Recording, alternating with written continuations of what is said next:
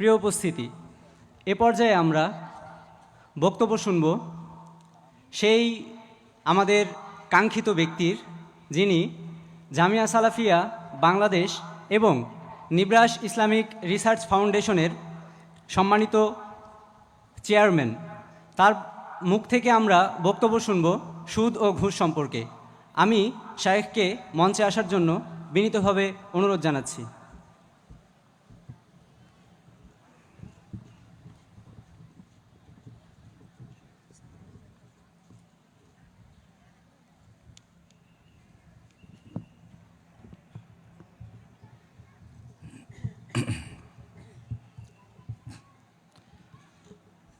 আসসালামু আলাইকুম ওয়া রাহমাতুল্লাহ। আলহামদুলিল্লাহি ওয়াহদা ওয়াসসালাতু ওয়াসসালামু আলা মান লা নাবিয়্যা বা'দা। আম্মা বা'দ, ফাআউযু বিল্লাহি মিনাশ শাইতানির রাজীম। ইয়ামহাকুল্লাহুর রিবা ওয়া ইরবিস সাদাকাত। আন আবি হুরায়রা রাযিয়াল্লাহু তাআলা আনহু قال قال رسول الله صلى الله عليه وسلم يأتي على الناس زمان لا يبالي الناس ما أخذ منه أمن الحلال أمن الحرام রাহ বুখারী মুসলিম। সম্মানিত জামিয়া সালাফিয়া ডাঙ্গিপাড়া পাবা রাজশাহীর সালাফি কনফারেন্সে উপস্থিত দিনী মুসলিম ভাই ও বোন, প্রশংসা আল্লাহর জন্য, শান্তি অবতীর্ণ হোক আল্লাহর রাসূলের উপর সাল্লাল্লাহু আলাইহি ওয়াসাল্লাম। আমরা আজকে সুদ ও ঘুষ নিয়ে এক গুরুত্বপূর্ণ সংক্ষিপ্ত তথ্যবহল বিবরণের চেষ্টা করব ইনশাআল্লাহুল আজিজ। আমি আপনাদেরকে আন্তরিকভাবে অনুরোধ জানাচ্ছি, আপনারা যে যেখানে আছেন আপনাদের কাজকর্ম ত্যাগ করে, ক্রয় বিক্রয় লেনদেন বন্ধ করে, রাস্তায় চলাচল বন্ধ করে সামনে এসে গুরুত্বপূর্ণ আলোচনা শোনার জন্য চেষ্টা করুন। সম্মানিত দিনী ভাই বোন, সুদ ও রেবা সুদ বৃদ্ধি, চক্রাকারে বৃদ্ধি। হুবহু যে জিনিসটা বেশি হয় সেটাই হলো সুদ।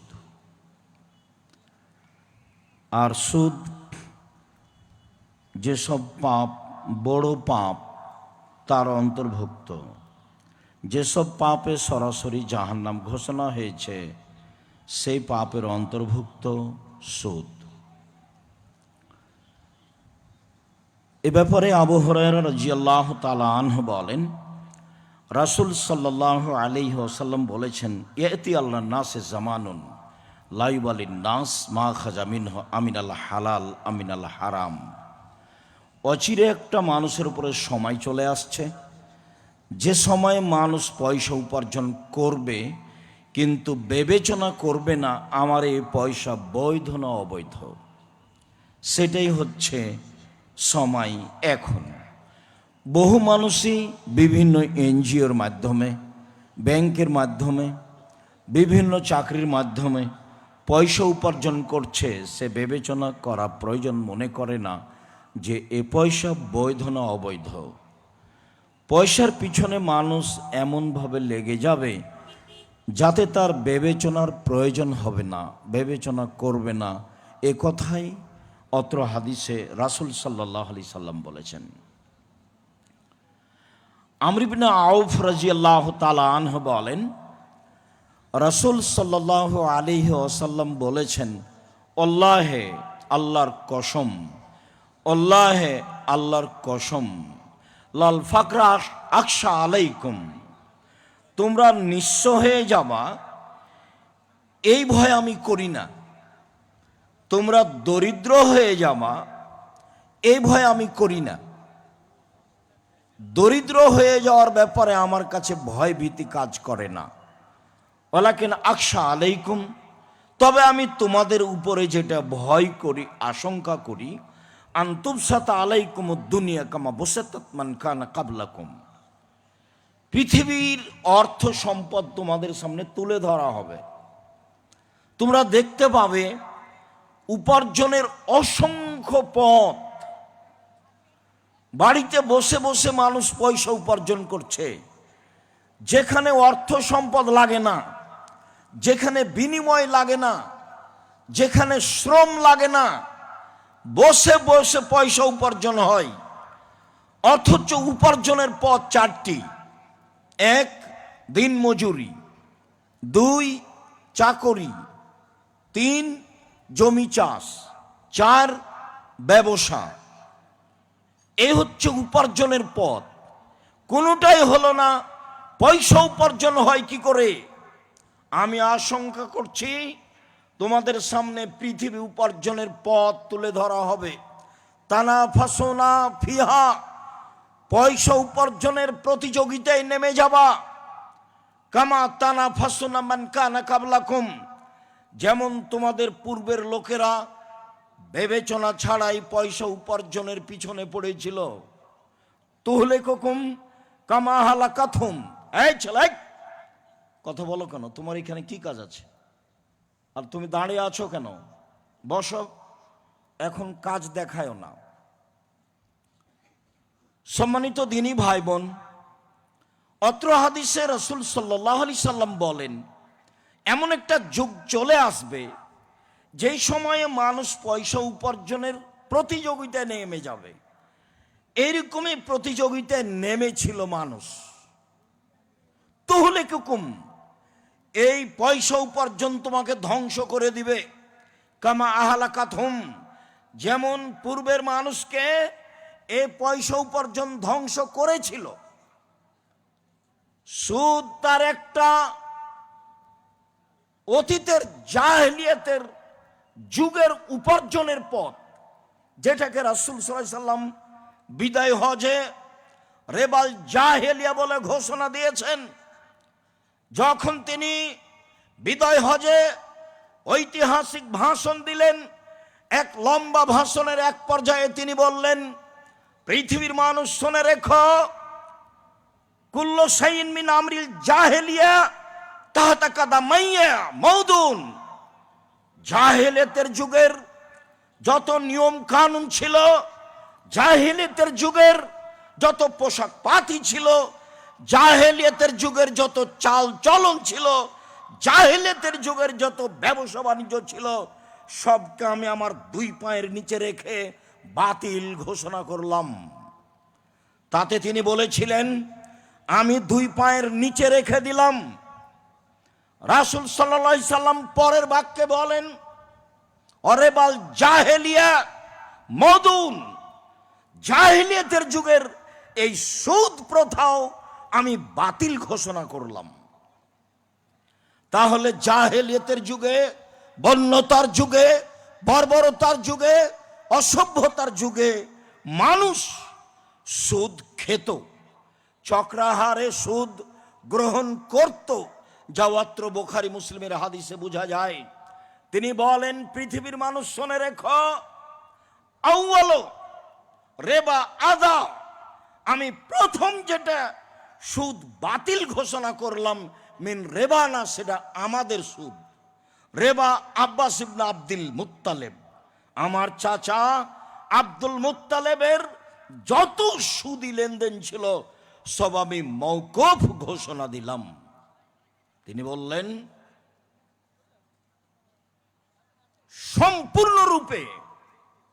সম্পূর্ণরূপে ফাইন্নাহু মাউদুন কুল্লুহু, সবটুকু আমি মওকুফ ঘোষণা দিলাম। চাচার সুদকে তিনি মওকুফ ঘোষণা দিলেন। সুদকে কিয়ামত পর্যন্ত তিনি পায়ের নিচে রেখে দিয়েছেন। যেই সুদ উপার্জনের জন্য মানুষ হন্যে হয়ে লেগে পড়েছে, যাতে মানুষ বিবেচনা হারিয়ে ফেলেছে। এই ছেলে বসে আছে কেন? এদের দুইজনকে এখান থেকে নামাও তো। এমন কোন কাজের ঠেঙ্গা আমার বাঁধেনি। এই ছেলে, এদেরকে বন্ধ করো, কাজ বন্ধ করতে বলো। এই ছেলে, সরো এখান থেকে।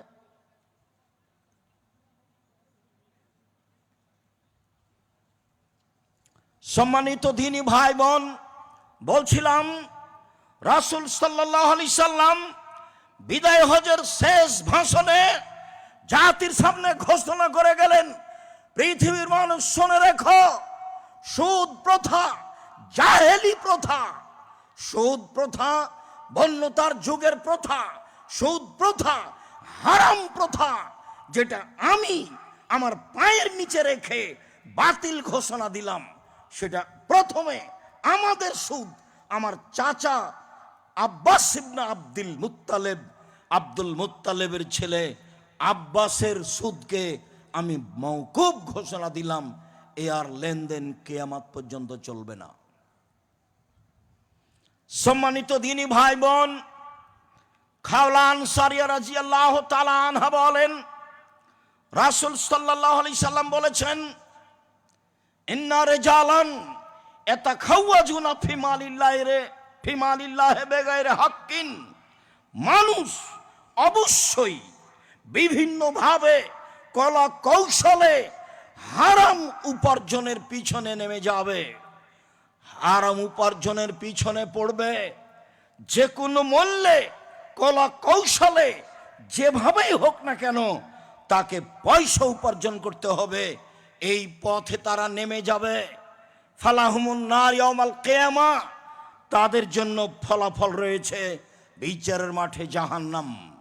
মনে রাখা ভালো হবে, যত এনজিওর মাধ্যমে পয়সা উপার্জন করছেন, যত ব্যাংকের মাধ্যমে পয়সা উপার্জন করছেন, বহু দিন থেকে বলে আসছি, এদেশে ইসলামী কোনো ব্যাংক নেই যেটা রাসূল সাল্লাল্লাহু আলাইহি সাল্লামের পদ্ধতি চলে।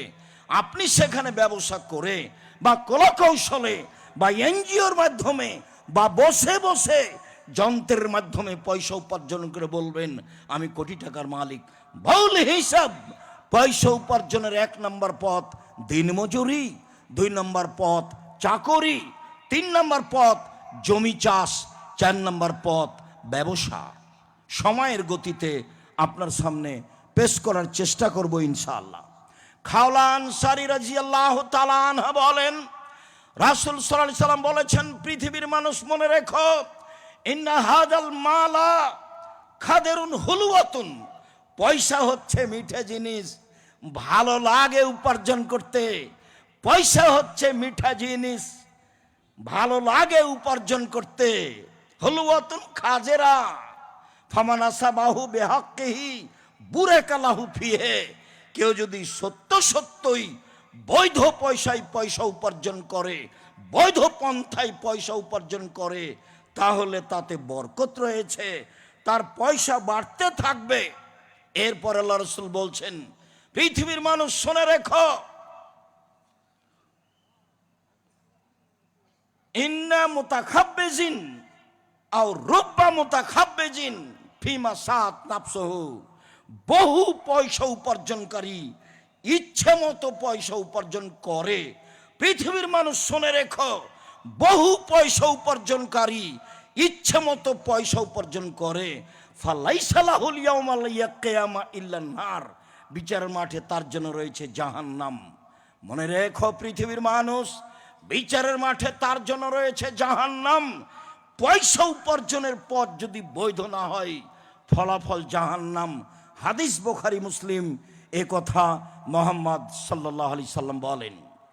দেশবাসী, সম্মানিত পৃথিবীর দিনী মুসলিম ভাই বোন, আমি সব সময় বলে আসছি, মানুষের জীবনে 4টা জরুরি কাজ। তার 1 নম্বর কাজ হচ্ছে 5 ওয়াক্ত সালাত, 2 নম্বর কাজ হচ্ছে হালাল রুজি, 3 নম্বর কাজ হচ্ছে কোরআন তেলাওয়াত, 4 নম্বর কাজ হচ্ছে আড্ডা পিঠা চিরদিনের জন্য নিষেধ। সম্মানিত দিনী ভাই বোন, জাবের রাদিয়াল্লাহু তাআলা আনহু বলেন, রাসূল সাল্লাল্লাহু আলাইহি সাল্লাম বলেছেন, লা ইয়াদখুলুল জান্নাতা লাহামুন নাবাতা মিনাস সুহতি, যেই শরীর, ছেলে মেয়ে, আহাল পরিবার হারাম উপায়ে বড় হয়, তার জন্য জাহান্নাম যথেষ্ট। অকুল্লু লাহামিন নাবাতা মিনাস সুহতি কানাতিন নারু আউলা বিহি, যেই শরীর অন্যায়ভাবে অবৈধ পয়সা দিয়ে বৃদ্ধি হয়, সেই শরীরের জন্য জাহান্নামই উপযুক্ত। এই শরীরের জন্য জাহান্নাম উপযুক্ত। এই শরীর জাহান্নামে যাবে তার উপযুক্ত হয়েছে, এই কথা রাসূল সাল্লাল্লাহু আলাইহি সাল্লাম বলেন। আবু বকর রাদিয়াল্লাহু তাআলা আনহু বলেন, রাসূল সাল্লাল্লাহু আলাইহি ওয়াসাল্লাম বলেছেন, লা ইয়াদখুলুল জান্নাতা জাসাদুন গুযিয়া বিল হারাম, যে শরীর হারাম উপায়ে বৃদ্ধি পায়, যাকে হারাম খেতে হয়, যে হারাম খায়, সে জান্নাতে প্রবেশ করবে না। ব্যাংকে লোন নিয়ে ব্যবসা করার জন্য কোনোদিন পরামর্শ দেওয়া হয়নি চকলেট বিক্রি করে খেতে হবে, মূলত এ কথাও আমি বলিনি। আমি বলতে চেয়েছি চকলেট বিক্রি করে খেতে হবে মানে কম পয়সা দিয়ে ব্যবসা করতে হবে, তাহলে লোন নিতে হবে না। ব্যাংকের টাকা নিজের আপনি মনে করলেন, কত টাকা লোন নিয়ে জাতির পয়সা ধ্বংস করে, ব্যাংকের পয়সা লুটপাট করে চলে গেলেন, মনে করলেন পথ সহজ হয়ে গেছে। অসম্ভবতা হতে পারে না। রাসূল সাল্লাল্লাহু আলাইহি সাল্লাম যা বলেছেন ফলাফল তাই হবে। শ্বাস বন্ধ হওয়ার পূর্বে যদি এর প্রতিকার করা সম্ভব না হয়, তাহলে ফলাফল রাসূল যা বলেছেন তাই হবে। অল্প দিন বাঁচতে এসে হারাম উপার্জন করে নিজেকে সফল মনে করবেন না। ব্যাংকে চাকরি করেন, লোন নিয়ে বাড়ি করলেন, স্ত্রী ছেলে মেয়ে খুশিতে থাকলো, মনে করলেন যে খুব ভালো আছি, ভুল হিসাব। রাসূল সাল্লাল্লাহু আলাইহি সাল্লাম প্রত্যেক দিন সালাম ফিরার পূর্বে কয়েকটি কথা বলতেন, তার একটি বলতেন এক দুয়ার শেষ অংশে, ওয়াউযু বিকা মিনাল মাসামি ওয়াল মাগরাম, আল্লাহ তোমার কাছে বাঁচতে চাই বড় পাপ হতে, তোমার কাছে বাঁচতে চাই ঋণ কর্য হতে, আল্লাহ তোমার কাছে বাঁচতে চাই বড় পাপ হতে, তোমার কাছে বাঁচতে চাই ঋণ কর্য হতে। ব্যাংকে লোন নিয়ে ঋণ নিয়ে বাড়ি গাড়ি করলেন, ছেলে মেয়ে স্ত্রী খুশিতে আছে, এইভাবে দুনিয়া থেকে চলে গেলেন, ফলাফল জাহান্নাম। এই ঘোষণা রাসূল সাল্লাল্লাহু আলাইহি সাল্লাম দিয়েছেন, মনে রাখা ভালো হবে। চলেন, সুদ, যত পয়সা উপার্জন হারাম উপার্জনের পথ রয়েছে, তার সবচেয়ে জঘন্য খারাপ উপার্জনের পথ হলো সুদ। সুদের মাধ্যমে যে পয়সা উপার্জন হয়, হারাম উপার্জনের সবচেয়ে খারাপ পথ পন্থা হলো সুদের পয়সা। মহান আল্লাহ বলেন, ওয়াহাল্লাহুল বাই'a ওয়া হাররামার রিবা, পৃথিবীর মানুষ শুনে রেখো, তোমাদের জন্য চিরতরে সুদকে হারাম ঘোষণা করা হলো, ক্রয় বিক্রয় বৈধ করা হলো। জনগণ বলেছিল ব্যবসাতে টাকা বেশি হয়, সুদেও টাকা বেশি হয়, তাহলে সুদ হারাম হবে, ব্যবসা কেন হালাল হবে? দুইটাতে তো টাকা আসে। আল্লাহ তাদের উত্তরে বললেন, পৃথিবীর মানুষ শুনে রেখো, সুদ চিরদিনের জন্য হারাম, ব্যবসা চিরদিনের জন্য হালাল। আমরা স্পষ্ট হতে পারলাম না ভালোভাবে। আমিও সেদিন পর্যন্ত খুব ভালো বুঝছিলাম না। যেই দিন আমি আব্দুল্লাহর একটা বক্তব্য শুনলাম, বক্তব্যের এক পর্যায়ে বলছিল যে টাকাকে তার নিজ গতিতে চলতে দিতে হবে। টাকার নিজ গতি হলো তাকে বিনিময়ে ব্যবহার করতে হবে। টাকা জন্ম নিয়েছে, মুদ্রার জন্ম হয়েছে বিনিময়ে ব্যবহারের জন্য। এই বোতলটা কিনেছি 10 টাকা দিয়ে, এটা হলো বিনিময়। যতক্ষণ পর্যন্ত টাকা বিনিময়ে চলবে ততক্ষণ পর্যন্ত সে নিজ গতিতে রয়েছে। আর যখন সে বিনিময়ে চলবে না, টাকা দিয়ে টাকা বেশি হবে, তখন টাকার উপরে জুলুম করা হবে। যার উপরে জুলুম করা হয় সে চিরদিন টিকতে পারে না। অপমান সহ্য করতে না পেরে এক পর্যায়ে সে বিদায় নেই। তাই আল্লাহ তাআলা বলেন, ইয়ামহাকুল্লাহুর রিবা ওয়া ইউরবিস সাদাকাত, পৃথিবীর মানুষ মনে রেখো, সুদ মানুষের টাকাকে কমিয়ে দেয়, সুদ মানুষকে নিঃস্ব তৈরি করে, সুদ মানুষকে ভিক্ষুক বানায়। আজ হোক আর কাল হোক সুদের টাকা শেষ হবেই। আব্দুল্লাহ বিন মাসউদ রাদিয়াল্লাহু তাআলা আনহু বলেন, রাসূল সাল্লাল্লাহু আলাইহি সাল্লাম বলেছেন, ইন্নার রিবা ওয়াইন কাসরা, যদিও মনে হয় সুদে টাকা বাড়ে, যদিও মনে হয় সুদে টাকা বাড়ে, ফাইনা আকিবাতাহু ইয়াসরি লাকাল্লিন, কিন্তু তার শেষ ফলাফল হচ্ছে নিঃস্ব। মনে রাখা ভালো হবে, যখন সুদ খাবে মানুষ তখন এলাকার জেলার কয়েকজন লোকের কাছে টাকা বেশি হবে, বাকিগুলো নিঃস্ব হয়ে যাবে। এইভাবে কয়েকটা দেশ নিঃস্ব হয়ে যাবে, বাকি দেশে টাকা চলে যাবে। এই হচ্ছে সুদের ফলাফল। সুদের ভিত্তিতে একদিন তাকে নিঃস্ব হতেই হবে, যা আল্লাহ তাআলা বলেছেন। কেন? মানুষ টাকার উপরে জুলুম করেছে, টাকাকে তার নিজ গতিতে চলতে দেয়নি। মুদ্রা যে কারণে পৃথিবীতে জন্ম নিয়েছে সেই কারণে তাকে বহাল রাখা হয়নি, বরং তার উপরে জুলুম করা হয়েছে। আমি মনে হয় বুঝাতে পারলাম না। 1 কেজি বেগুন কিনলে বিনিময়ে কি দিব? টাকা। এই যে মুদ্রা বিনিময় ব্যবহারের জন্য জন্ম। 1 মণ চাউল কিনলে বিনিময়ে কি দিব? টাকা। এই যে বিনিময়ের জন্য মুদ্রা জন্ম নিয়েছে। যখন টাকা দিয়ে টাকা নিব তখন এই মুদ্রার উপরে আমি ন্যায় বিচার করলাম না, তখন আমি বস্তুটার উপরে জুলুম করলাম। অজু সাইফি গায়রে মাহাল্লি যুলম, প্রত্যেকটা জিনিসকে নিজ জায়গাতে না রাখাই হচ্ছে জুলুম। আর যখন জুলুম করা হবে কোনো জিনিসের উপরে তখন সে তা টিকতে পারবে না। মহান আল্লাহ বলেন, ইয়া আইয়ুহাল্লাযীনা আমানু লা তাকুলুর রিবা আযাফা মুযাফা, পৃথিবীর মানুষ তোমরা চক্রাহারে সুদ ভক্ষণ করো না। এইভাবে সুদ খাওয়া চিরদিনের জন্য হারাম।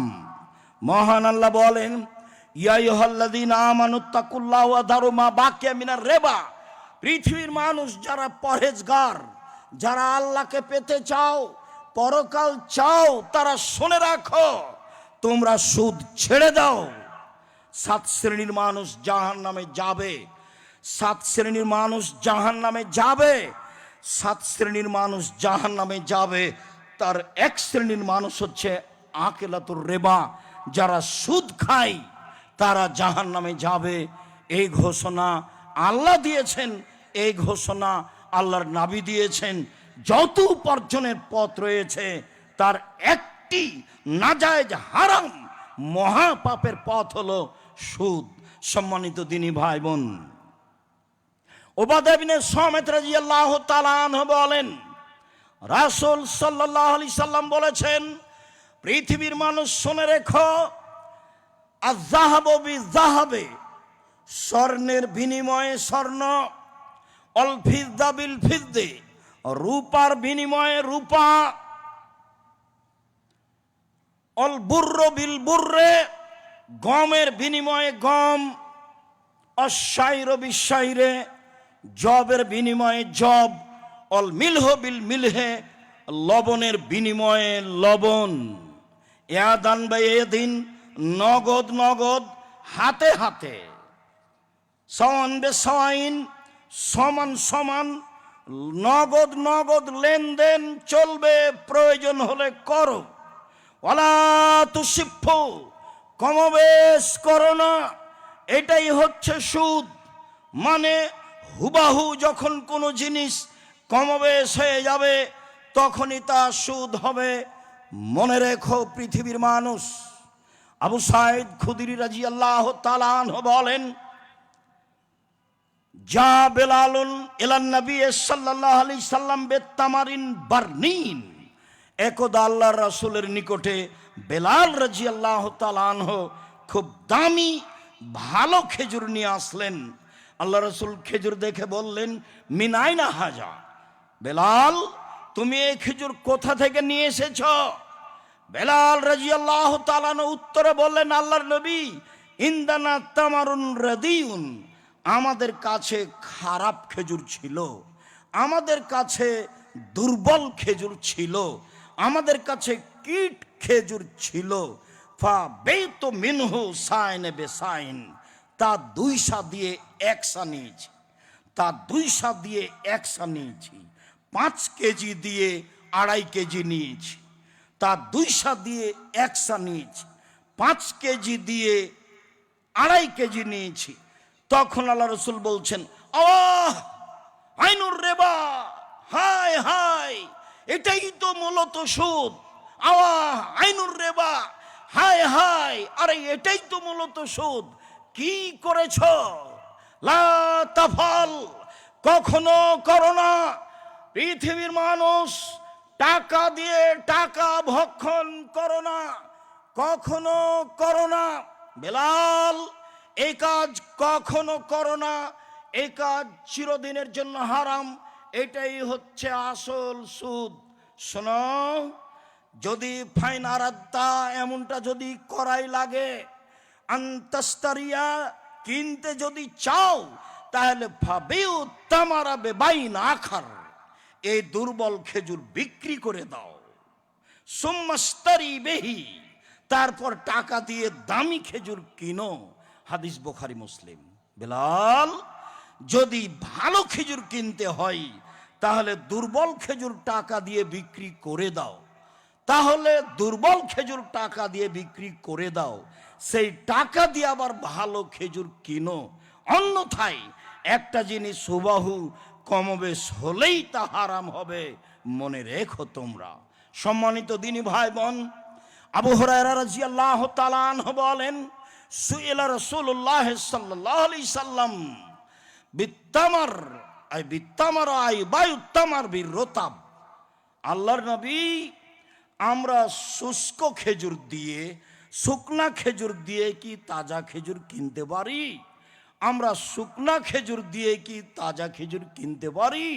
তা আল্লাহ রাসূল বলছেন, আয়ানকুস এজা এইবাস আও এবিসা, যখন তাজাটা শুকিয়ে যাবে তখন কমে যাবে কি?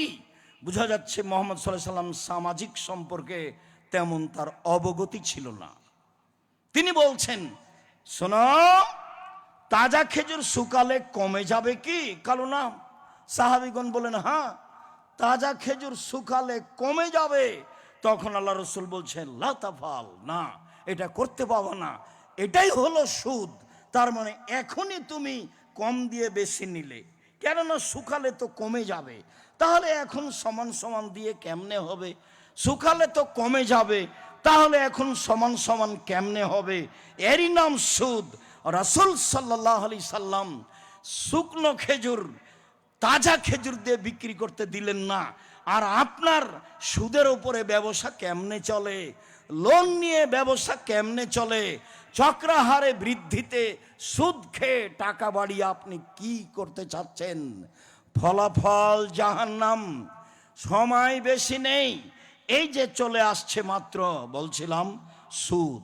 সম্মানিত দিনী ভাই বোন, জাবের রাদিয়াল্লাহু তাআলা আনহু বলেন, রাসূল সাল্লাল্লাহু আলাইহি সাল্লাম বলেছেন, লা নাকিলা রিবা ওয়া মুকিলাহু ওয়া কাতিবাহু ওয়া শাহিদাইহি, সুদ খায় যে তার উপরে অভিশাপ, সুদ দেয় যে তার উপরে অভিশাপ, সুদের অঙ্ক লিখে যে তার উপরে অভিশাপ, সুদের সাক্ষী থাকে যে তার উপরে অভিশাপ। হুম সাওয়া, সবাই সমান, সবাই সমান। ব্যাংক চালু করতে সাক্ষী লাগে, অ্যাকাউন্ট চালু করতে কি লাগে? সাক্ষী লাগে। মানে সবাকেই জড়াতে হবে। নিরুপায় টাকা রাখলে আপনি সুদ খাবেন না, নিবেন না, পথ একটা আপনাকে বের করতে হবে। নিলে আপনি অন্য মানুষকে দিয়ে দিবেন, ফকির মিসকিনকে দিয়ে দিবেন, নেকির আশাই ছাড়া আপনি কেন এমন কাজ করতে যাবেন? জুহাইফা রাদিয়াল্লাহু তাআলা আনহু বলেন, লানা রাসূলুল্লাহ সাল্লাল্লাহু আলাইহি ওয়াসাল্লাম আকাল রিবা ওয়া মুকিলাহু, আল্লাহর নবী সুদ খায় যে তার উপরে অভিশাপ করেছেন। এই ছেলে বসো। সুদ দেয় যে তার উপরে অভিশাপ করেছেন। রাসূল সাল্লাল্লাহু আলাইহি সাল্লাম অসীমতা, গায়ে উল্কি করে নেয় যে মহিলারা, তার উপরে অভিশাপ করেছেন। অলওয়াসেলাতা, পরচুলা লাগায় যে তার উপরে অভিশাপ করেছেন। অল মুতানাম্মেসা, ভুরু তুলে চিকন করে যেসব নারী, তাদের উপরে অভিশাপ করেছেন। অল মুতাফাল্লেজাত, দাঁত ছিলে চিকন করে যেসব নারী, তাদের উপরে অভিশাপ করেছেন। অল মুসাব্বের, ছবি অঙ্কন করে যারা, তাদের উপরে অভিশাপ করেছেন। তাতে তিনি বলেছেন, সুদ খায় যে তারা অভিশপ্ত, সুদ দেয় যে তারা অভিশপ্ত। আলী রাদিয়াল্লাহু তাআলা আনহু বলেন, রাসূল সাল্লাল্লাহু আলাইহি সাল্লাম বলেছেন, আই লানা রাসূলুল্লাহ সাল্লাল্লাহু আলাইহি ওয়াসাল্লাম আকেল রিবা ও মুকেলাহু ও মানিয়া সাদাকা। সুদ খায় যে তার উপরে অভিশাপ, সুদ দেয় যে তার উপরে অভিশাপ, সুদের সাক্ষী থাকে যে তার উপরে অভিশাপ, যাকাত দেয় না যে তার উপরে অভিশাপ, যাকাত দিতে বাধা দেয় যে তার উপরে অভিশাপ। সুদ বন্ধ করে যাকাত চালু করতে হবে সমাজে, তাহলেই সমাজ একটা পথ খুঁজে পাবে লোন ছাড়া কিভাবে চলা যায়। জামিয়া সালাফের পক্ষ থেকে আব্দুল্লাহ আপনাদের ঘোষণা দিয়েছে যে সুদমুক্ত ঋণ আমরা সময়ের গতিতে আপনাদের কাছে পাশে দাঁড়ানোর প্রাণপণে চেষ্টা করব ইনশাআল্লাহ। সম্মানিত দিনী ভাই বোন, আব্দুল্লাহ গাসিলিল মালায়েকা হানজালা রাদিয়াল্লাহু তাআলা আনহু বলেন, রাসূল সাল্লাল্লাহু আলাইহি সাল্লাম বলেছেন, পৃথিবীর মানুষ শুনে রেখো, দিরহাম ও রেবা ইয়াকুলুহুর রাজুলু ওয়া হুয়া ইয়ালাম। কেউ যদি 1 টাকা সুদ জেনে শুনে খায়, কেউ যদি জেনে শুনে 1 টাকা সুদ খায়, 36 বার জেনা করলে যত পাপ হবে, 1 টাকা সুদ খেলে তার চেয়ে বেশি পাপ হবে। জেনা তো মহাপাপ। জেনার সাথে তিনি তুলনা করেছেন, এটা আমার মুখের ভাষা নয়, এ কথা মুহাম্মদ সাল্লাল্লাহু আলাইহি সাল্লাম বলেন। কি হিসেবে আপনি কিস্তিতে টাকা উঠান, আপনার স্ত্রী কিভাবে উঠায়? সম্মানিত দিনী ভাই বোন, যারা সামনে আছেন, যারা যন্ত্রের মাধ্যমে পৃথিবীর বিভিন্ন প্রান্ত থেকে অবগত হচ্ছেন, যারা সময়ের গতিতে অবগত হবেন, তাদেরকে আমি রাসূলের ওই বাক্যটি আবারও শোনাচ্ছি।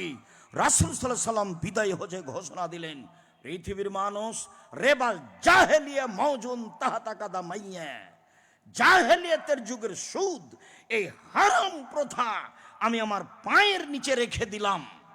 যত সুদের লেনদেন আছে সব বন্ধ করতে হবে। বলেন, করব ইনশাআল্লাহ, করব ইনশাআল্লাহ। সুদ খেয়ে, হারাম খেয়ে বড় হতে রাজি নই। সুদ খেয়ে আহাল পরিবারকে মানুষ করতে, শিক্ষিত করতে রাজি নই, যার ফলাফল জাহান্নাম। আবু হুরায়রা রাদিয়াল্লাহু তাআলা আনহু বলেন, রাসূল সাল্লাল্লাহু আলাইহি ওয়াসাল্লাম বলেছেন, আর রিবা সাবুনা জুজান আইসার রাহেন কারুজুল উম্মাহু।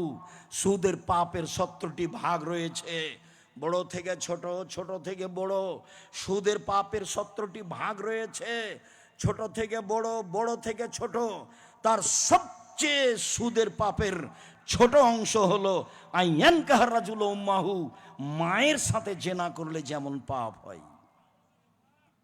নাউজুবিল্লাহ মিন জালিক, লা হাওলা ওয়ালা কুওয়াতা ইল্লা বিল্লাহ। আগে তো বললেন 1 টাকা সুদ খেলে 36 বার জেনা করে যত পাপ হবে, 1 টাকা সুদ খেলে তার চেয়ে বেশি পাপ হবে। এখন রাসূল সাল্লাল্লাহু আলাইহি ওয়াসাল্লাম বলছেন, কেউ সুদের 70টি ভাগ রয়েছে, ছোট ভাগ হলো মার সাথে জেনা করলে যেমন পাপ হয়। নাউজুবিল্লাহ মিন জালিক, লা হাওলা ওয়ালা কুওয়াতা ইল্লা বিল্লাহ। যে কোনো মূল্যে নিজেকে, পরিবারকে সুদমুক্ত করতে হবে, করতেই হবে যে কোনো মূল্যে। রাসূল সাল্লাল্লাহু আলাইহি সাল্লাম ওই সময় একটা কথা বলেছিলেন, পৃথিবীর মানুষ শুনে রেখো, আমার উম্মত ইহুদি খ্রিস্টানের সাথে মিশে যাবে। ডান পায়ের জুতা যেমন বাম পায়ের সমান, ডান হাতের বিঘত যেমন বাম হাতের সমান, আমার উম্মত ইহুদি খ্রিস্টানের সাথে তেমন মিশে যাবে সমান সমান।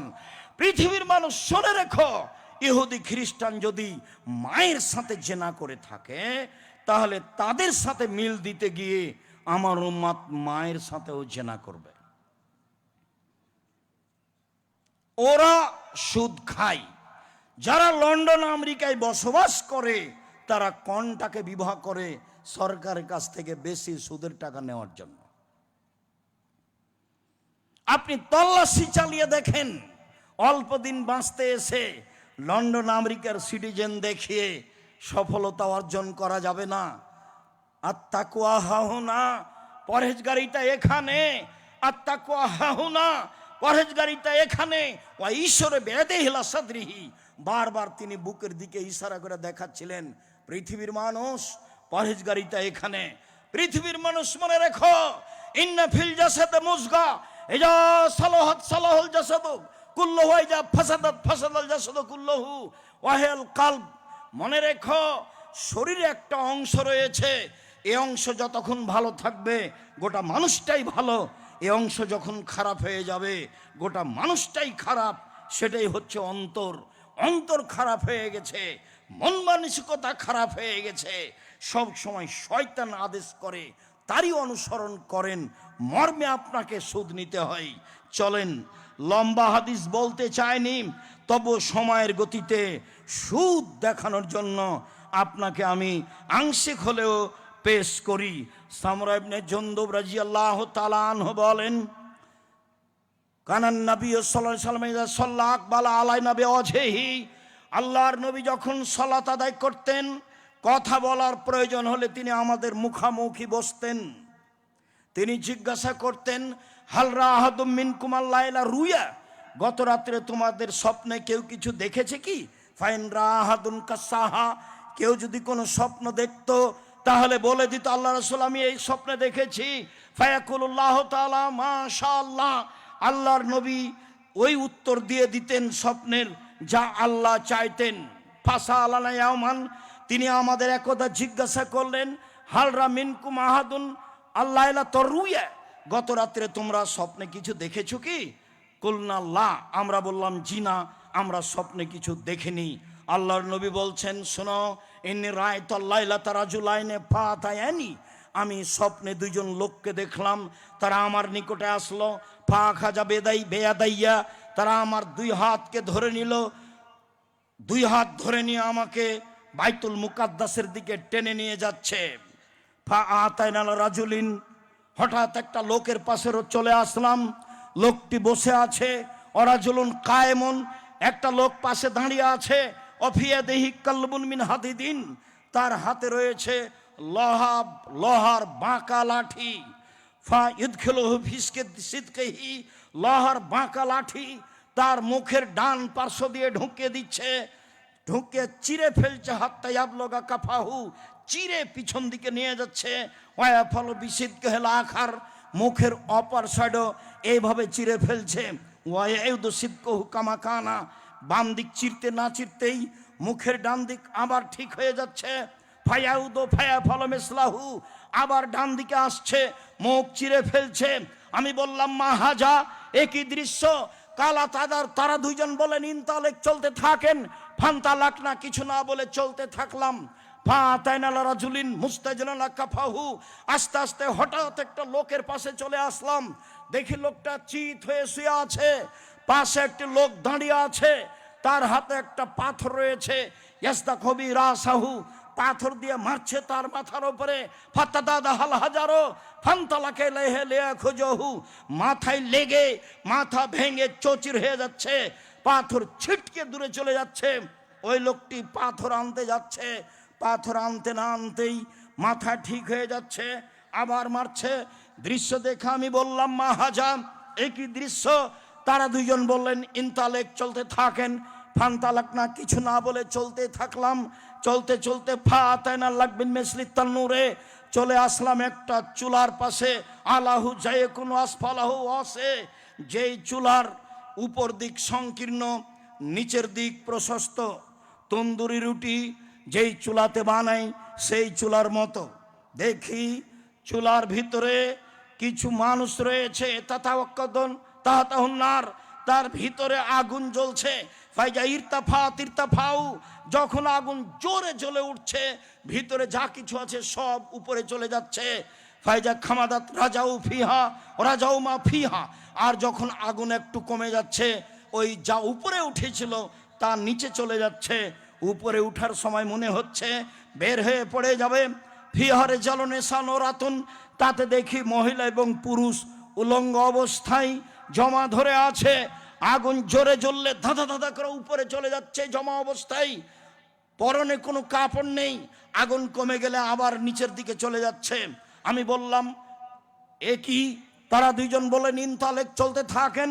ফান্তালাক, না কিছু না বলে চলতে থাকলাম। চলতে চলতে চলে আসলাম আতালা নাহার মিন দামিন, একটা রক্তের নদীর পাশে। দেখি নদীতে শুধু রক্ত, অন্য কিছু নেই। নদীতে পানি নেই। নদীর পাশে একটা লোক দাঁড়িয়ে আছে। নদীর মাঝামাঝিতে একটা লোক আছে। কুল্লামা আরাদা এক রোজা, যতবার লোকটা নদী থেকে উঠে যাওয়ার চেষ্টা করছে, পাশে যে লোকটা আছে তার হাতে একটা পাথর আছে, মারছে মুখের ওপরে। মায়ের কারণে লোকটা আবার নদীর মাঝামাঝিতে চলে যাচ্ছে। যতবার উঠার ইচ্ছা করে ততবারই তার মুখের ওপরে পাথর মেরে তাকে রক্তের নদীর মাঝামাঝিতে করে দেয়। আমি বললাম এ কি? তারা দুইজন বললেন চলতে থাকেন। চলতে থাকলাম, কিছু না বলে চলে আসলাম একটা সবুজ বাগানের কাছে। বিশাল বাগান, গাছপালা খুব সবুজ। দেখি সেখানে একটা অনেক বড় গাছ। গাছের পাশে একজন বৃদ্ধ মানুষ বসে আছেন। তার সামনে কতগুলি বাচ্চা ছেলে আছে। একটু দূরে একজন লোক আছে। অফিয়া দেহি কাল্লবুন এই নারা, তার হাতে একটা লোহার বাঁকা লাঠি রয়েছে। সে বারবার আগুনকে উত্তেজিত করছে। ফাসায়দাবিয়া সাজারা, তারা দুইজন আমাকে গাছের উপর দিকে নিয়ে চলে গেলেন মাঝামাঝিতে। ওয়াদ খালানি দাঁড়ান মা রায় তো হাসানা কাত্ত, একটা ঘরে ঢোকালেন। এত সুন্দর ঘর আমি জীবনে কোনোদিন দেখিনি। সেই ঘরে রয়েছে সাব বোন, যুবক আছে, শাইখন বৃদ্ধ মানুষ আছে, তারপরে নিশা মহিলা আছে, আর সিবিয়ান বাচ্চা ছেলে আছে, অনেক পুরুষ নারী আছে। ফাখরা জানি, তারা দুইজন আমাকে সেই ঘর থেকে বের করে নিলেন। ফাসায়দাবিয়া সাজারা, আলা উপরে আমাকে নিয়ে চলে গেলেন। ওয়াদ খালেই দাঁড়ান, আর একটা ঘরে ঢোকালেন। হে হাসান আফজল মিনহা, পরের ঘরটি আগের ঘরের চেয়ে অনেক অনেক অনেক বেশি উত্তম। সেই ঘরে রয়েছে যুবক, আর সেই ঘরে রয়েছে বৃদ্ধ মানুষ। আমি শেষ পর্যন্ত তাদের দুইজনকে বললাম, এতক্ষণ পর্যন্ত কি দেখলাম তোমরা দুইজন বলে দাও। তারা দুইজন বললে হ্যাঁ ঠিক আছে, সব আপনাকে বলে দেব। ওই যে আপনি প্রথম লোকটিকে দেখলেন, যে লোকটি মুখের দুই সাইডকে লোহার বাঁকা লাঠি দিয়ে চিরে ফেলা হচ্ছিল, ফরাজুলুন কাযযাব, সে মিথ্যা কথা বলতো, মিথ্যা আকাশে ছড়িয়ে যেত। ইফলবে ইয়াউমাল কিয়ামা, কিয়ামত পর্যন্ত তার মুখকে এইভাবে চৌচির করা হবে, চিরে ফেলা হবে, কারণ সে মিথ্যা কথা বলতো। মিথ্যা কথা মহাপাপ। তারপরে আপনি দেখলেন যে লোকটা চিত হয়ে শুয়ে রয়েছে, ও হচ্ছে আলেম মানুষ, কোরআন হাদিস জানতো। সে রাতে কোরআন তেলাওয়াত করতো না, দিনে সে অনুযায়ী আমল করতো না, তাই তার মাথাকে ভেঙে চৌচির করে দেওয়া হচ্ছে। তারপর আপনি দেখলেন গর্তে নারী ও পুরুষ উলঙ্গ অবস্থায় জ্বলছে, ধাঁধা করে উপরে চলে যাচ্ছে, আবার নিচের দিকে আসছে। তারা হচ্ছে ব্যভিচারণী। অন্য এক বর্ণনায় এসেছে, আমি চলতে চলতে হঠাৎ এক সম্প্রদায়ের কাছে চলে আসলাম। তারা ছিল অনেক মোটা, একবারে 25-30 হাত উঁচু হয়ে আছে, মোটা মোটা, আর তাদের গায়ে ছিল খুব দুর্গন্ধ। মনে হচ্ছিল যেন গণশৌচাগার, মনে হচ্ছিল যেন রাস্তাঘাটের টয়লেট। আমি বললাম মানহাউলায়, এরা কারা? তখন তারা বলেছিল অহমদ জোনাত জাওয়ানি, তারা হলো ব্যভিচারণী। সম্মানিত দিনী ভাই বোন, বিষয়টি খুব বেশি ভাবার। এরপরে আমরা চলে আসলাম একটা নদীতে, রক্তের নদীতে যাকে ফেলে রাখা হয়েছে সে হলো সুদখোর। যতবার উঠতে চেষ্টা করছে ততবার তার মুখের ওপরে মেরে তাকে রক্তের নদীতে করে দেওয়া হচ্ছে, তাতে তার মুখ ভেঙে চৌচির হয়ে যাচ্ছে। এইভাবে তাকে শাস্তি দেওয়া হবে কিয়ামত পর্যন্ত। সম্মানিত দিনী ভাই বোন, সুদের ফলাফল বিচারের পূর্বেই সুদ খায় যারা, তাদেরকে রক্তের নদীতে ফেলে দিয়ে এইভাবে বারবার পাথর দিয়ে মারা হবে। বিচারের দিনে যা হবে হবে, তা হবে জাহান্নাম, যা আগেই ঘোষণা হয়েছে। আল্লাহর দয়া ভিন্ন জিনিস। সম্মানিত দিনী ভাই বোন, তারপরে আপনি দেখলেন অনেক বড় একটা গাছ, গাছের নিচে একজন বৃদ্ধ মানুষ, তিনি হচ্ছেন ইব্রাহিম আলাইসাল্লাম। তার সামনে দেখলেন কতগুলি বাচ্চা ছেলে, তারা হচ্ছে মানুষের সন্তান। হিন্দু মুসলমান সবাই হতে পারে। অত্র হাদিসে বলা হয়েছে যেসব ছেলে মেয়ে মুসলিম অমুসলিম যুবক হওয়ার আগে মারা যায় তারা সবাই জান্নাতে যাবে, এ হাদিস দিয়ে বলা হয়েছে। তারপরে আপনি দেখলেন একটা লোক লোহার লাঠি দিয়ে আগুনকে উত্তেজিত করছে, তিনি হলেন জাহান্নামের মালিক, তিনি জাহান্নামের আগুনকে উত্তেজিত করছে। প্রথম ঘর যেটাতে ঢুকলেন সেটা হচ্ছে সাধারণ মোমেন পুরুষ নারীর ঘর, আর এখন যেটাতে বের হলেন সেটা হচ্ছে শহীদদের ঘর। দেখেন, আমি যে আপনার ডান হাত ধরে আছি আমি হলাম জিব্রাইল, আর এই যে আপনার বাম হাত ধরে আছেন ইনি হলেন মেকাইল। আপনি একটু মাথা উপর দিকে করেন, করলাম, কিছু দেখলেন কি? হ্যাঁ, ওই যে সুন্দর ঝকঝকে ঘর দেখলাম, যা মানজে লোকা, এটা হচ্ছে আপনার ঘর। তখন রাসূল বলছেন যে দানিয়াত খোলো মানজেলি, ছেড়ে দাও তোমরা, আমি এই ঘরে প্রবেশ করি। তখন তারা দুইজন বলছেন জি না, বাকি এলাকা উমরুন, আপনার বয়স বাকি আছে, জাস্তাকমালতাহু আতাইতা মানজিলাকা, যখন আপনার বয়স শেষ হয়ে যাবে তখন আপনি এখানে চলে আসবেন। বুখারী। সম্মানিত দিনী ভাই বোন, লম্বা হাদিসটি আংশিকভাবে অনুবাদ করলাম আপনার সামনে শুধু সুদের অংশ দেখানোর জন্য। সুদ মহাপাপ।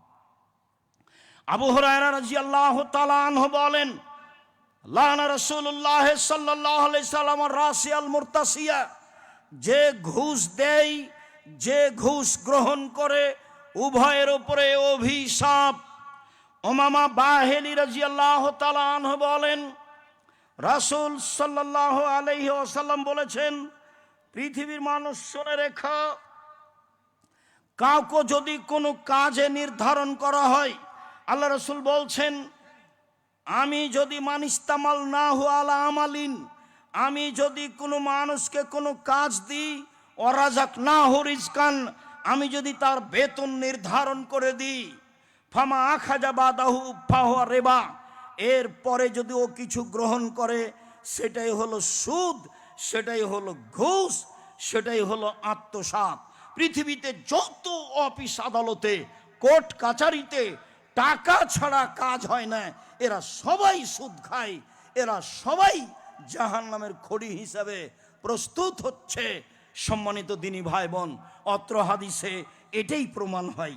আরো গুরুত্বপূর্ণ কথা, আবু হুরায়রা রাদিয়াল্লাহু তাআলা আনহু বলেন, অন্য এক বর্ণনায় এসেছে, বুরায়দা রাদিয়াল্লাহু তাআলা আনহু বলেন, মান সাফা লি আখিহি বিসাফাতিন, কোন কারণে কোন লোক যদি তার ভাইয়ের জন্য সুপারিশ করে, চাকরির জন্য, কোনো কাজের জন্য, কোথাও ভর্তির জন্য সুপারিশ করে, ফা আহদালাহু আলাইহা, এর কারণে যদি এই লোক হাদিয়ে উপঢকন কিছু দিয়ে পাঠায়, ফা কাবেলাহা, এই যে সুপারিশ করেছে সে যদি কবুল করে, ফা আতা বাবান আজিমান মিন আবু আবির রেবা, তাহলে সে সবচেয়ে বড় সুদ গ্রহণ করলো।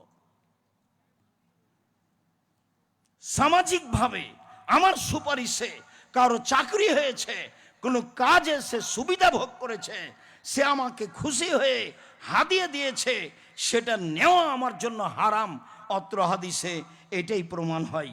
সম্মানিত দিনী ভাই বোন, বুরদা ইবনে আবি মূসা বলেন, আতাইতুল, আমি কাদিমতুল মদিনা, আমি মদিনায় আসলাম, ফালাকিতো আব্দুল্লাহ ইবনে সালাম, পণ্ডিত মানুষ, আব্দুল্লাহ ইবনে সালামের কাছে উপস্থিত হলাম। তিনি বললেন, ইন্নাকা বিআরজিন ফিহা রিবা ফাসিন, শোনো, তুমি এলাকায় থাকো, যে এলাকায় থাকো সে এলাকায় সুদের খুব প্রভাব। তুমি যে এলাকায় থাকো সে এলাকায় খুব সুদের প্রভাব। তোমাকে একটা সতর্ক সাবধান করি, মনে রেখো। আমাকে এটা সালাফি কনফারেন্স, আপনার চালচলন খারাপ হোক এটা আমি চাইনি, এটা কোনো সাধারণ সম্মেলন নয়। সূচনায় বলে গেছি, সালাফি মানে হচ্ছে সাহাবি তাবিদের নীতিতে চলে আসা কাজকর্ম। সালাফি কনফারেন্স সাহাবি নীতিদের নীতিতে দিন প্রচার। সম্মানিত দিনী ভাই বোন, শোনো, যে এলাকায় তুমি থাকো সে এলাকায় সুদের প্রভাব রয়েছে, যদি কারো কাছে তোমার টাকার লেনদেন থাকে, ফা আহাদা এলাইকা হামলা তিবলিন আও হিমলা তিবনিন আও শাইরিন আও হিমলা কাত্তিন ফলা তাখজুহু পাইনু রেবা, যার কাছে তোমার টাকা দেওয়া আছে, ঋণ দেওয়া আছে, সে যদি এক বোঝা খড় ভুসি দিয়ে পাঠায়, এক বোঝা ঘাস দিয়ে পাঠায়, এক বোঝা গম বা গমের ঘাস খোসা দিয়ে পাঠাই, ফলে তা খোঁজো, এটা তুমি নিও না, এটা হচ্ছে সুদ, এটা তুমি নিও না, এটা হচ্ছে সুদ। সুদের ব্যাপারে তারা কত সতর্ক আপনাকে আমি কি দিয়ে বুঝাই। আমি টাকা ধার দিয়েছি একটা লোককে, সে এখন আমাকে গাভীর দুধ হাদিয়া দিয়ে পাঠিয়েছে, সে হাদিয়া গ্রহণ করা হবে না, কেন? সেটা হবে সুদ। বুঝাতে পারিনি কথা? এমনি তো হুবাহু বেশি হলে তো সুদ, এটা হচ্ছে একেবারেই নগদ সুদ। তারপরে তিনি বলছেন, যাকে আমি কিছু দিয়ে রেখেছি, সে যদি আমাকে একটা ঘাসেরও বোঝা দিয়ে পাঠায়, আমি সেটা নিব না, নিলে সুদ হবে। সে যদি আমাকে 1 কেজি দুধ দিয়ে পাঠায়, তাহলে আমি তা নিব না, কেন? সেটা সুদ হবে। কেউ যদি আমাকে আম দিয়ে পাঠায়, আমি তাকে টাকা ঋণ দিয়ে রেখেছি, তাহলে সেটা আমি নিব না, কেন? সেটা সুদ হবে। তবে আগে থেকে এটা প্রচলন ছিল লেনদেন, পরে আবার টাকা ঋণ দেওয়া হয়েছে, এমনটা নাজায়েজ নয়, এমনটা হারাম নয়, এমনটা জায়েজ। শেষের কথা বোঝা গেল না মনে হয়? ঋণ দেওয়ার আগেই থেকে আমাদের কি ছিল? ঋণ দেওয়ার আগে থেকেই হাদিয়া দেওয়া একটা প্রচলন ছিল, দিয়েছি, এরপরে টাকার দেওয়া লেনদেনের কাজ হয়েছে। এখন যদি হাদিয়া দিই বা নিই, তাহলে এর অন্তর্ভুক্ত হবে না, শুধুমাত্র এই কারণে সেটাই হবে সুদ। রাসূল সাল্লাল্লাহু আলাইহি ওয়াসাল্লাম বলছেন, কুল্লু কারজিন যাররা মানফাতান ফাহুয়া রিবা, প্রত্যেক ঋণ যেটাতে সুবিধা নিয়ে আসে, বর্ধিত কিছু নিয়ে আসে, সেটাই সুদ। প্রত্যেক ঋণ যেটাতে বর্ধিত কিছু নিয়ে আসে, সেটাই সুদ, সেটাই হারাম। সম্মানিত দিনী ভাই বোন, আপনাকে এই সংক্ষিপ্ত বিবরণে যেটা বলতে চাইলাম, সেটা হলো সুদের সর্ব ধরনের লেনদেন বন্ধ করতে হবে। 1 মিনিট। সরকারিভাবে রাসূল সাল্লাল্লাহু আলাইহি সাল্লাম বিদায় হজে সুদ বন্ধ ঘোষণা দিলেন। তাতে তিনি নিজের চাচার সুদ মওকুফ করলেন। নিজের তার কোনো টাকা পয়সা নেই, নিজের তার কোনো ব্যবসা বাণিজ্য নেই, এখন কার উপরে আর হাত খেলানো যায় প্রথমে? তাই বললেন, পৃথিবীর মানুষ শুনে রেখো, আমি সুদ বন্ধ ঘোষণা দিলাম, আমার চাচার যত সুদ লেনদেন ছিল সবকে আমি পায়ের নিচে রেখে দিলাম এবং বাতিল ঘোষণা করলাম, মওকুফ ঘোষণা করলাম। সম্মানিত দিনী ভাই বোন, অল্প দিন বাঁচতে এসে এমনটা করা হবে না। ইসলামী রাজনীতি আর গণতন্ত্রের মধ্যে কোনো মিল নেই, দুই একটা। এক, ইসলামী নীতিতে ক্ষমতার উৎস আল্লাহ, গণতন্ত্রের নীতিতে ক্ষমতার উৎস জনগণ। নেতার সময় 45 মিনিট, নেতার সময় 45 মিনিট। ইসলামী নীতিতে নেতার যতদিন থাকার থেকে যাবে। গণতন্ত্রের নীতিতে নেতার সময়সীমা 5 বছর। গণতন্ত্রের নীতিতে নেতা মানুষ রচিত আইন মানতে বাধ্য। ইসলামী নীতিতে নেতা কোরআন এবং হাদিসের আইন মানতে বাধ্য। গণতন্ত্রের নীতিতে নেতা জনগণের কাছে দায়বদ্ধ। ইসলামী নীতিতে নেতা আল্লাহ এবং আল্লাহ রাসূলের কাছে দায়বদ্ধ। ডক্টর সাহেব অনেক সুন্দর কথা বলছিলেন, তবে শেষের কথাটি শরীয়তের অনুকূলে হয়নি। সেটা হলো এই, সারা পৃথিবীর আলেম ওলামা যদি এক ফিল্ডে বলে যে গণতন্ত্রের নীতিতে নেতা নির্বাচন করতে হবে, তা হবে হারাম, তা হবে নাজায়েজ। সারা পৃথিবীর আলেম যদি এক জায়গাতে হয়ে বলে গণতন্ত্রের নীতিতে নির্বাচন করে নেতা নির্বাচন করতে হবে, এটা হারাম, চিরদিনের জন্য হারাম। ওমর রাদিয়াল্লাহু তাআলা আনহু দুনিয়া থেকে বিদায় নিয়েছেন, ঝামেলা দুনিয়াতে প্রকাশ পেয়ে গেছে, ঈসা আলাইহিস সালাম পর্যন্ত ঝামেলা বহাল থাকবে। আল্লাহ রাসূল বলছেন, বুখারীর হাদিস, একজন নবী আমার সামনে দিয়ে পার হলেন, দেখলাম একজন মানুষ সাথে আছে, মানে এই নবী সারা জীবন দাওয়াত দিয়ে একটা লোক হেদায়েত হয়েছে। বুখারীর হাদিস, আমার সামনে দিয়ে একজন নবী পার হলেন, দেখলাম দুইজন মানুষ হেদায়েত, দুইজন মানুষ সাথে আছে, মানে ওই নবী সারা জীবন দাওয়াত দিয়ে দুইজন মানুষকে হেদায়েত করতে পেরেছেন। তারপরে দেখলেন একজন নবী পার হয়ে যাচ্ছে, লাইসা মাহু আহাদুন, তার সাথে কোনো মানুষই নাই। তো দেশে ইসলাম কায়েম করবেন কি দিয়ে? সারা পৃথিবীতে মাত্র দুইজন মানুষ, ইব্রাহিম আলাইহিস সালাম আর তার স্ত্রী, আর কেউ নেই। বউ আটকা পড়ল, ক্ষমতা দিয়ে বের করতে পারলেন না। ফেরাউন ডুবে গেল, মুসা আলাইহিস সালাম চলে গেলেন, রাজ সিংহাসন ফাঁকা, দখল করে কাজ চালু করলেই তো হয়। সম্মানিত দিনী ভাই বোন, কিয়ামত পর্যন্ত গণতন্ত্রের নীতিতে নেতা নির্বাচন হবে না।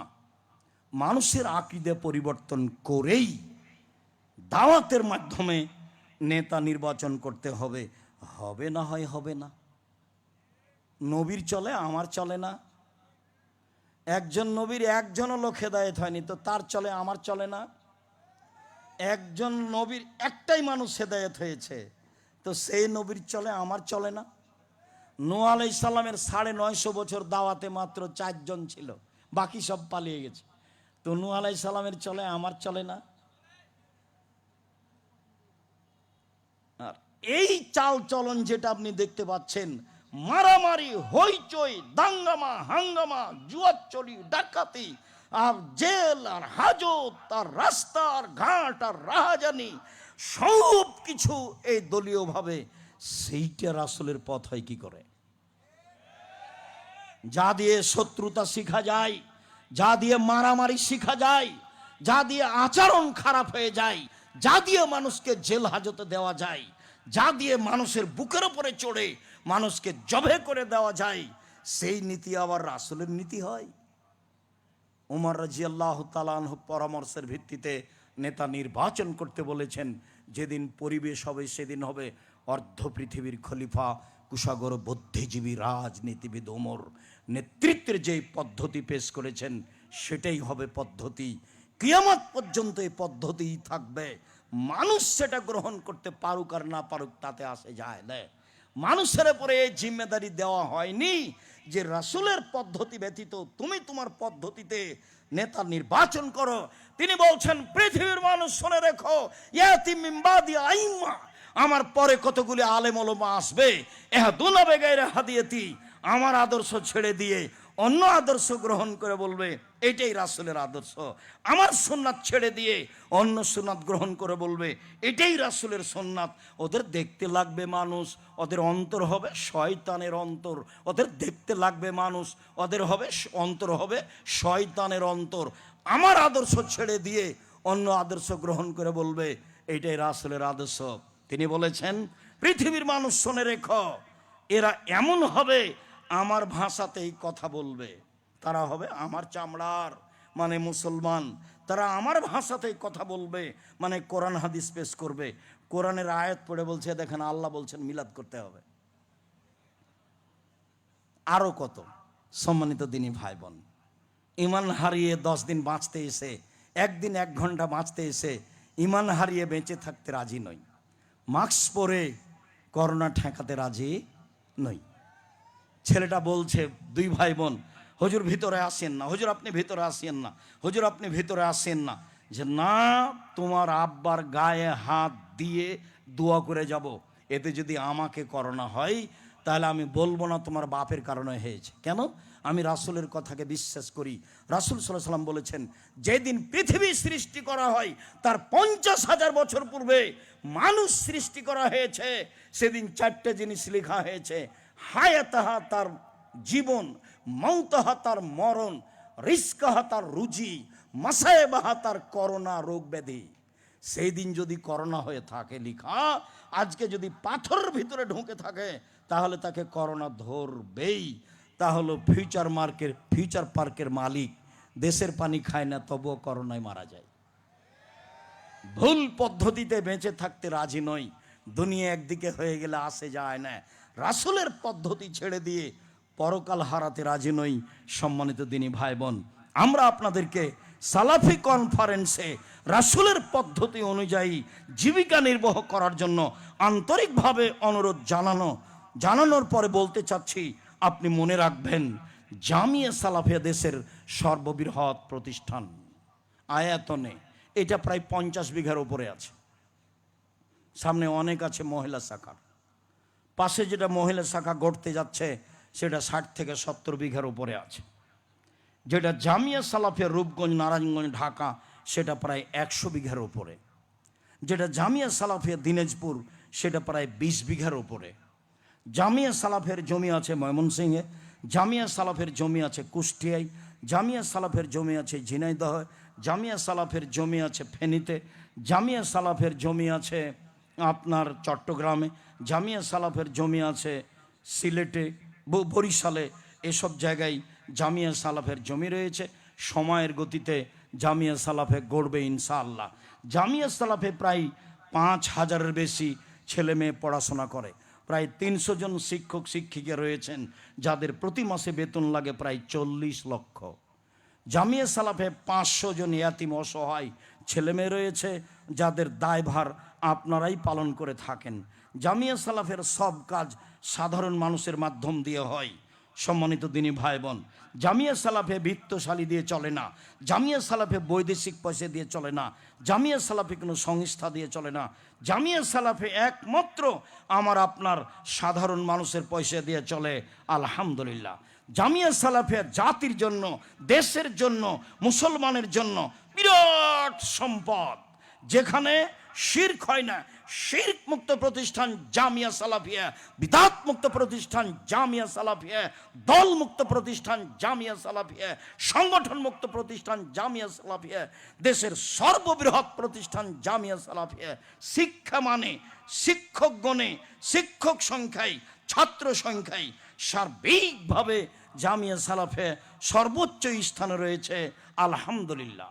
মর্মে আমি আপনাদেরকে আন্তরিকভাবে বলতে চাই যে খুব ভালোভাবে মনে রাখবেন, 14,000 পত্রিকা বের করেন, আমার টাকা নয়, আপনাদের টাকা, জনগণের।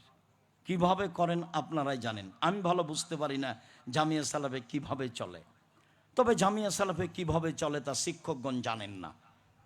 জামিয়া সালাফে কিভাবে চলে তো যারা নেবরাসের সদস্য তারাও জানে না। আমি ভালোভাবে জানি না কিভাবে চলে, তা আমি আপনাকে কি দিয়ে বুঝাই? জামিয়া সালাফে আল্লাহ তাআলার এক বিশেষ দয়া ও রহমতে চলে।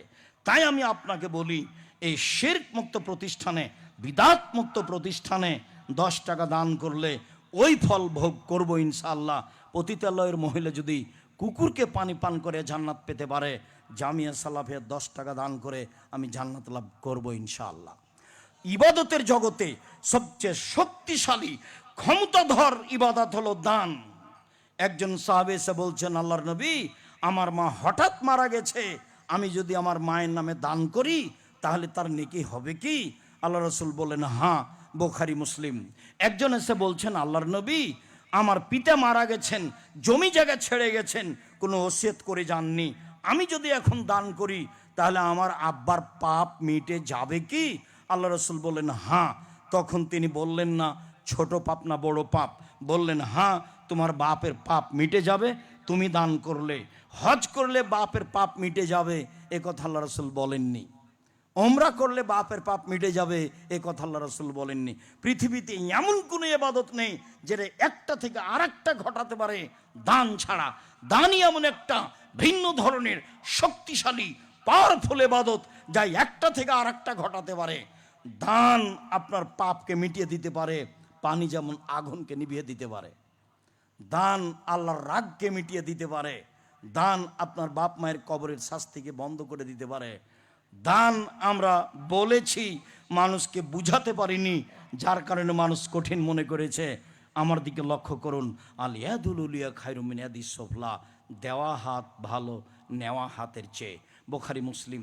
দেওয়া হাত ভালো নেওয়া হাতের চেয়ে, দেওয়া হাত ভালো নেওয়া হাতের চেয়ে। সব সময় দেওয়ার মন মানসিকতা রাখবেন নিজে হাতে, ছেলে মেয়ের হাত দিয়ে। প্রত্যেক দিন সকালে দুইজন ফেরেশতা নেমে আসেন, একজন বলেন আল্লাহ যে যতটুকু দিল তা পূর্ণ করে দাও, আর একজন বলেন আল্লাহ যে যতটুকু দিল না তার ততটুকু ক্ষতি ধ্বংস করে দাও। এই জন্যই সূচনায় বলেছি, টাকা পয়সা খেয়ে নষ্ট করিয়েন না। বই পুস্তক নেবেন আর জামিয়া সালাফিয়া দান করে যাবেন। বড় থেকে বড়, ছোট থেকে ছোট, ছেলেরা তোমরা যাও, একটা মানুষ আপনি দান থেকে বঞ্চিত থাকবেন না। যারা আমরা স্টেজে আছি আমরাও সবাই অংশগ্রহণ করব। এই ছেলেরা যারা তোমরা বসে আছো, কি যে করো, তোমরাও এই দানে অংশগ্রহণ করবা, কম হোক আর বেশি হোক। সম্মানিত দিনী ভাই বোন, ছেলেরা তোমরা যাও, আপনারা পরিবেশ নষ্ট করবেন না। আমি আন্তরিকভাবে আপনাদের অনুরোধ জানাচ্ছি, অবশ্যই এমন একটা কিছু করবেন যাতে করে আমরা জামিয়া সালাফে কিছু উপকার করতে পারি। 16 থেকে 18 লক্ষ টাকা খরচ হয় এই সম্মেলনে। সম্মানিত দিনী ভাই বোন, আমি আপনাদের সকলকেই সহযোগিতার জন্য অনুরোধ জানাচ্ছি। কে ছেলে আছো স্টেজে? তোমরা খালি পকেটে এসে বসে আছো নাকি? বের হওয়ার সময়তে কিছু নিয়ে বের হওনি কেন? তোমাকে তো বলেছি যে তোমার আম্মাকে বলে দিবা, আম্মা আমি যখন বের হব তখন আমার পকেটে কিছু খালি টাকা দিবেন খুচরা। মানুষ চাইলে যেন আমি মানুষকে ফিরিয়ে না দিই। সম্মানিত দিনী ভাই বোন, আমি রাসূল সাল্লাল্লাহু আলাইহি ওয়াসাল্লামের পদ্ধতি দোয়া করি, আল্লাহুম্মা সাল্লি আলাইহি আল্লাহুম্মা বারিক আলাইহি। আব্দুল্লাহ আপনাদের সামনে কথা বলবে, অনেক গুরুত্বপূর্ণ কথার অপেক্ষা আমরা আছি। যে যেখানে আছি কাজ বন্ধ করে, দোকানপাট বন্ধ করে আমরা তার বক্তব্য শুনব, এ আশা করছি ইনশাআল্লাহ। সমস্ত দিনী ভাই বোনকে, মহিলা শাখায় যারা রয়েছে, তোমরা মেয়েরা তোমরাও মানুষের কাছে যাও। আমার দিনী বোনদের সকলকে বলছি, দেখেন আল্লাহ রসুল বললেন, আমি জাহান্নামে দেখছি অধিকাংশই নারী, বাঁচার পথ দান।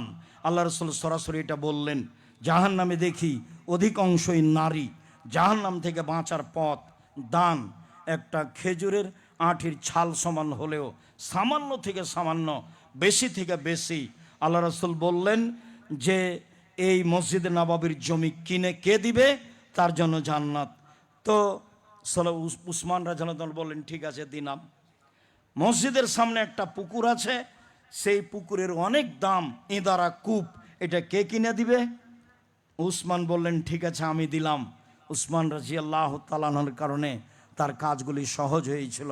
তাবুকের যুদ্ধে তিনি বের হয়ে সবার কাছে খোলা মাঠে দানের কথা বলেছিলেন। তখন আবু বকর সিদ্দিক, ওমর বলেছিলেন অর্থ সম্পদের অর্ধেক দিলাম। আবু বকর সিদ্দিক রাদিয়াল্লাহু আনহু বলেছিলেন আমার বাড়িতে যা আছে সবই দিলাম, এরপরও ভ্যান ভাড়া হবে না। এইবার বললেন উসমান রাদিয়াল্লাহু আনহু বললেন লোক যত যাবে তাবুকের যুদ্ধে তার অর্ধেকের যাতায়াত খরচ, খাওয়া খরচ আমি দিলাম। লোক সংখ্যা ছিলেন প্রায় 30,000, 15,000 লোকের খাওয়া খরচ, যাতায়াত খরচ তিনি দিলেন। তার নাম উসমান গনি। সম্মানিত দিনী ভাই বোন, আপনারা উঠে গিয়ে পরিবেশ নষ্ট করবেন না, উঠলেও দাঁড়িয়ে থাকবেন, ছেলেদেরকে পাশে যাওয়ার জন্য সুযোগ করে দেন। আমি আপনাদের জন্য অন্তর থেকে মন খুলে দোয়া করি, আল্লাহুম্মা সাল্লি আলাইহি আল্লাহুম্মা বারিক আলাইহি বারাকাল্লাহু ফি আহলিকুম ও মালিকুম। আল্লাহ আপনাদের অর্থ সম্পদে, আহল পরিবারে বরকত দান করুক, নিরাপত্তা দান করুক। যে দান করে তাদের জন্য আল্লাহ রসুল আল্লাহ দোয়া করার জন্য আদেশ করেছেন, আল্লাহুম্মা সাল্লি আলাইহি আল্লাহুম্মা বারিক আলাইহি। আর সম্মানিত দিনী ভাই বোন, উপদেশ বই তো আছে। আজকে আমি আবদুল্লাহর এবং আব্দুর রহিমের ব্যতিক্রম বই দেখলাম। আবদুল্লাহর বইটা কোথায়? আর এমনি ফতোয়াটা আছে, বারবার শুনেছেন। আবদুল্লাহর নতুন বইটা বের হয়েছে, আল্লাহর পথে যাত্রা। দেখি কি আছে এখানে। অবশ্যই খালি যাব না, বই পুস্তক নিয়ে যাব। আর আব্দুর রহিমের দেখছি রাসূল দেখতে যেমন ছিলেন, রাসূল সাল্লাল্লাহু আলাইহি সাল্লাম দেখতে যেমন ছিলেন, সাথে সাথে ছেলেদের কিশলয় আছে, আল ইতেসাম পত্রিকা আছে, জামিয়া সালাফের মুখপাত্র পত্রিকা আল ইতেসাম পত্রিকা। ইতেসাম পত্রিকায় 3টা লেখা পাওয়া যায় আব্দুল্লাহর, একটা সম্পাদকীয় পাওয়া যায়, একটা মিন্নাতুল বারি বুখারীর ব্যাখ্যা পাওয়া যায়, আর একটা কলম পাওয়া যায় বিভিন্ন বিষয়ে। সম্মানিত দিনী ভাই বোন, আমি আপনাদেরকে সকলকেই দানের হাত প্রশস্ত করার আন্তরিকভাবে অনুরোধ জানিয়ে, যেটা এখন আপনি দান করছেন সেটাই জমা, আর সেটাই জামিয়া সালাফের কাজে লাগবে। এইভাবেই জামিয়া সালাফে চলছে। আপনি আর আমি নিজেও অবাক কিভাবে চলে। এরপরেও আমি আন্তরিকভাবে আপনাদেরকে দোয়া করার জন্য বলি যে আল্লাহ তুমি জামিয়া সালাফে কবুল করো। আমি সাধারণ খাকসার আল্লাহর দরবারে বলি, আল্লাহ তুমি আমাদের ভুল ত্রুটির বিচার করো না, তুমি জামিয়া সালাফে কবুল করো। তুমি বড় শক্তিশালী, তুমি বড় ক্ষমতাধর, তুমি সব কিছু করতে পারো। আমাদের ভুল ত্রুটি মাফ করে তুমি জামিয়া সালাফেকে কবুল করো। তুমি আমাদের একটা কথা শোনো, তুমি জামিয়া সালাফে কবুল করো, এ দিয়ে তোমাকে মানুষ চিনবে, এ দিয়ে মানুষ তোমাকে জানবে, এ দিয়ে মানুষ তোমার তাওহীদ একাত্মবাদের ঘোষণা দিবে। অতএব তুমি জামিয়া সালাফে কবুল করো। সম্মানিত দিনী ভাই বোন, আমাদের যত বইগুলি রয়েছে, দোয়া সহ আদর্শ পরিবার, আদর্শ নারী, আর আব্দুল্লাহ আম্মার যেগুলো বই রয়েছে, যে সমঅধিকার নয় মর্যাদা চাই, কেন নির্যাতন কি তার প্রতিকার, এই বইগুলি গুরুত্বপূর্ণ। আর কেন হব অবরোধবাসিনী, এই বইগুলো গুরুত্বপূর্ণ। অবশ্যই অপচয়, সময় নষ্ট করবেন না, পয়সা নষ্ট করবেন না। সকল দিনই ভাই বোনের কল্যাণ কামনা করে সালাফি কনফারেন্সের আমার পক্ষ থেকে আলোচনা এখানে শেষ করছি। আবারও জুমার খুতবায় থাকবো ইনশাল্লাহ। জুমার খুতবার বিষয়বস্তু হচ্ছে আত্মসাৎ।